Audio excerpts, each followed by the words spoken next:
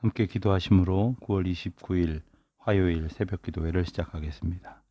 은혜로우신 하나님, 오늘도 저희에게 새로운 한날을 주시고 하나님 앞에 기도하며 이 모든 주권이 주님 앞에 있음을 고백하며 이 하루를 시작할 수 있도록 인도하심을 감사드립니다.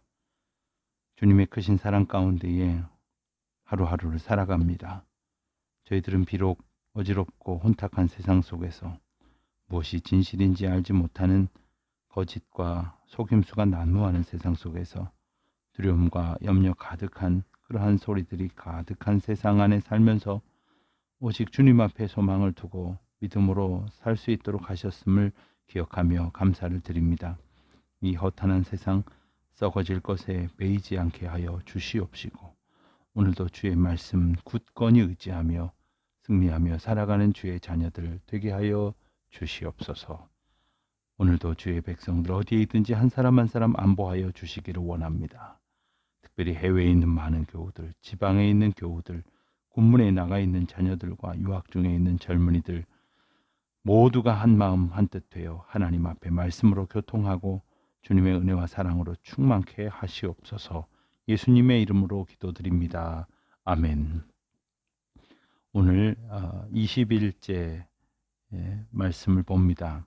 사사기 10장 6절부터 사사기 21장 25절 끝절까지의 말씀입니다. 어제에 이어서 오늘로써 사사기 말씀을 다 보게 됩니다. 오늘은 딱 말씀 한 절만 보겠습니다. 사사기의 맨 마지막 구절입니다. 성경 가지고 계신 사사기의 맨 마지막 부분 21장 25절 한 절만 보겠습니다. 제가 봉독합니다. 그때에 이스라엘에 왕이 없으므로 사람이 각기 자기의 소견에 오른 대로 행하였더라. 한 번 더 읽겠습니다. 그때에 이스라엘에 왕이 없으므로 사람이 각기 자기의 소견에 오른 대로 행하였더라. 자, 이 말씀이 뜻하는 바가 무엇일까요? 그때에 이스라엘이 왕이 없으므로 그렇습니다. 이 시대는 왕정 시대는 아니었습니다. 왕이 없는 시대인데 왕이 없으므로 라고 말씀하신 의미가 무슨 뜻일까요? 그렇습니다. 이스라엘의 왕이신 하나님을 저들이 왕으로 온전히 모시고 붙들고 의지하고 살지 않았다 하는 뜻입니다. 하나님을 왕으로 삼지 않은 백성들은 자기 소견에 오른 대로 자기 마음대로 살아간다는 뜻입니다. 자기 마음대로 살아가니 어떤 일이 있었을까? 그것을 기록한 책이 바로 사사기입니다. 사사기는 앞서 어제 말씀드린 것처럼 하나님께서 이스라엘 백성들의 통치자로 이제 사사들을 세우셨던 이야기입니다. 그러나 사실 사사들이 있지 않아도 그들이 그들 가족마다 부족마다 지파마다 나름대로의 조직이 있었습니다.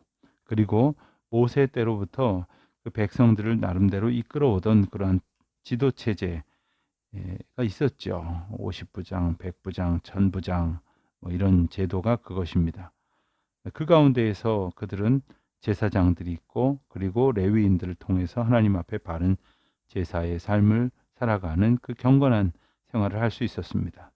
그리고 그 가운데 하나님께서 임재하셔서 하나님이 다스리시고 이끌어 주셨습니다. 그렇지만 이스라엘 백성들이 제 마음대로 살아갔다는 겁니다. 나름대로 자기 생각에 얽매여서 그렇게 행동했다는 겁니다. 마음대로 행하였던 시절, 그것이 바로 사사 시대입니다. 오늘 말씀은 사사기의 뒷부분에 해당이 됩니다. 어제 우리가 본 대로 하나님께서는 평온하던 이스라엘 백성들이 하나님 잘 섬기지 않을 때마다 어려움, 위기 상황을 통해서 그들에게 깨우치는 바를 알게 하셨습니다. 그러나 그들은 깨우치고 하나님 앞에 돌이켜 회개하는 대신에 그저 그 상황만을 모면하려고 했습니다. 그래서 하나님 앞에 엎드렸다가 상황을 모면하면 다시 타락하고 범죄하는 일들을 반복했었던 것이죠. 사사시대 초기에 이스라엘 백성이 반복적인 범죄로 인해서 고통을 겪을 때마다 회개하게 하셨고 회개하면 하나님은 이 사사들을 보내서 구원해 주셨습니다. 그래서 어제 읽은 본문까지의 사사들이 운니엘, 에훗, 삼갈과 드보라 그리고 기드온과 돌라와 야일 이런 사사들이 이제 10장 앞부분까지 이렇게 출연했었습니다.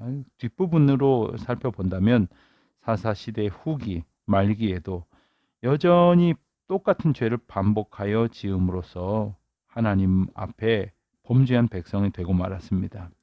이때에도 하나님께서는 사사들을 보내십니다. 오늘 말씀에 등장하는 사사들이 바로 그들입니다. 입다와 입산, 엘론과 압돈, 그리고 잘 알려진 삼손 같은 그러한 사사들을 보내십니다. 이게 16장까지의 이야기입니다.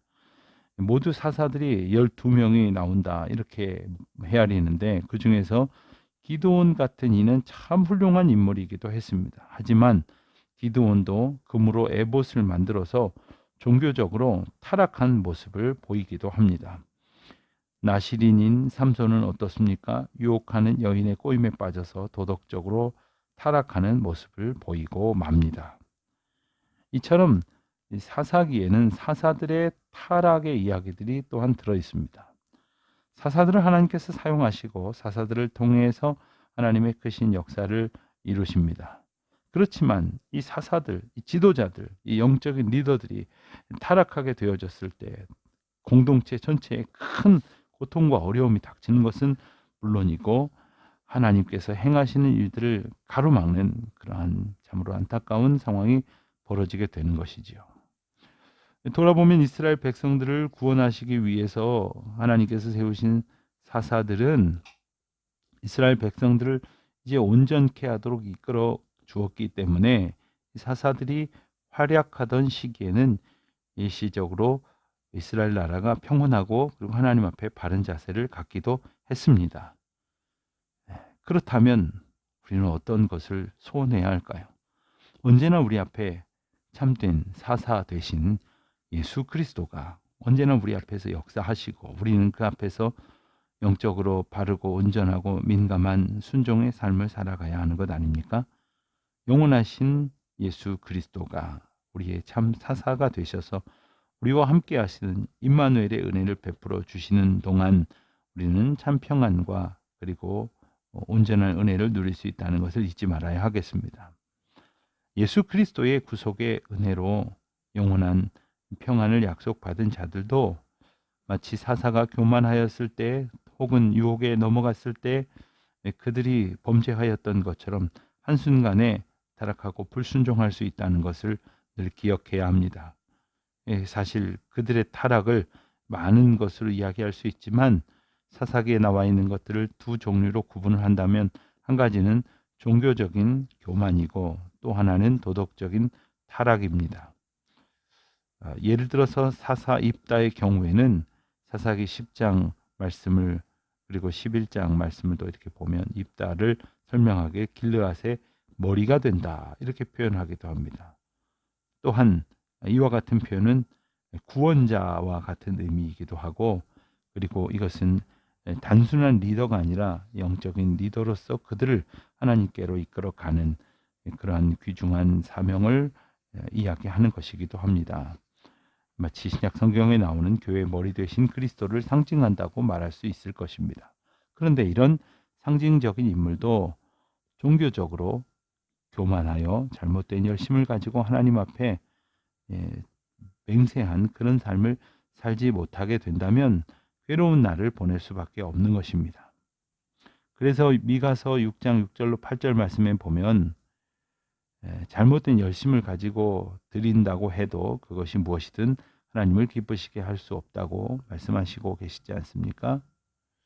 자, 입다라는 사사 이후에 세 명의 사사가 있습니다. 입산, 엘론, 압돈, 그 이야기들을 우리가 보고 나면 이제 사사기의 마지막 사사라고도 말할 수 있는 이 삼손이 등장을 합니다. 여호와의 사자가 삼손을 나실인 사사로 세우기 위해 그의 부모 앞에 나타납니다.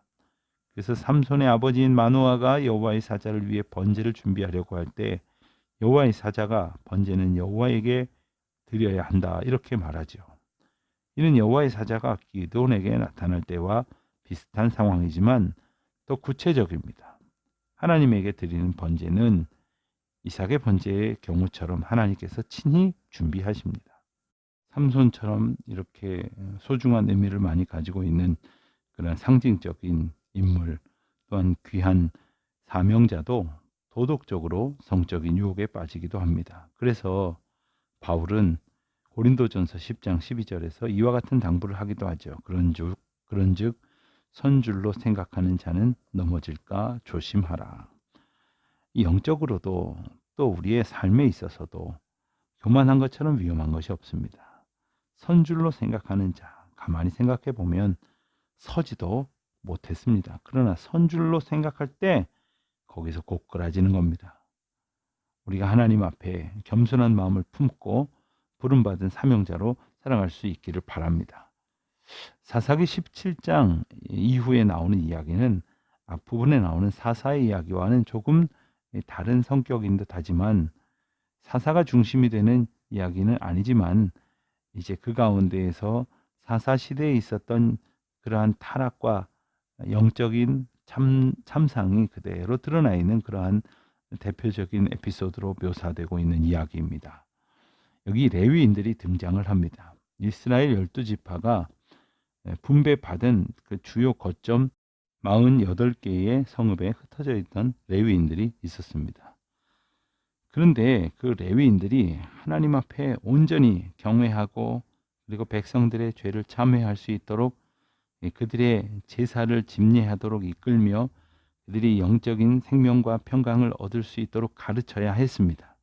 그런데 레위인들이 옳은 길에서 떠나서 백성을 율법에 거스리게 해서 율법이 요구하는 삶을 살지 못하게 하고 말았습니다. 자기 소견의 어른대로 언약을 무시하고 기복적인 신앙으로 돈을 쫓아서 미가의 집에서 단 지파로 이동한 이야기가 17장, 18장의 이야기입니다. 또한 언약을 망각하고 쾌락적인 신앙으로 음란하고 타락하였던 이야기가 바로 19장, 20장, 21장의 이야기입니다. 어쩌면 사사 시대를 방불케 하는 오늘날의 시대에 정말 우리가 바른 믿음의 태도 그리고 신앙의 자세를 온전히 붙들고 예수 그리스도를 왕으로 모시고 믿음의 언약 안에 살아갈 수 있어야 할 것입니다. 오늘 사랑하는 성도 여러분, 오직 믿음의 삶을 그와 같은 의미로 살아가는 주의 자녀들이 다 되시기를 바랍니다. 기도하시겠습니다. 하늘에 계신 우리 아버지, 아버지의 이름을 거룩하게 하시며 아버지의 나라가 오게 하시며 아버지의 뜻이 하늘에서와 같이 땅에서도 이루어지게 하소서. 오늘 우리에게 일용할 양식을 주시고 우리가 우리에게 잘못한 사람을 용서하여 준 것 같이 우리 죄를 용서하여 주시고 우리를 시험에 빠지지 않게 하시고 악에서 구하소서. 나라와 권능과 영광이 영원히 아버지의 것입니다. 아멘.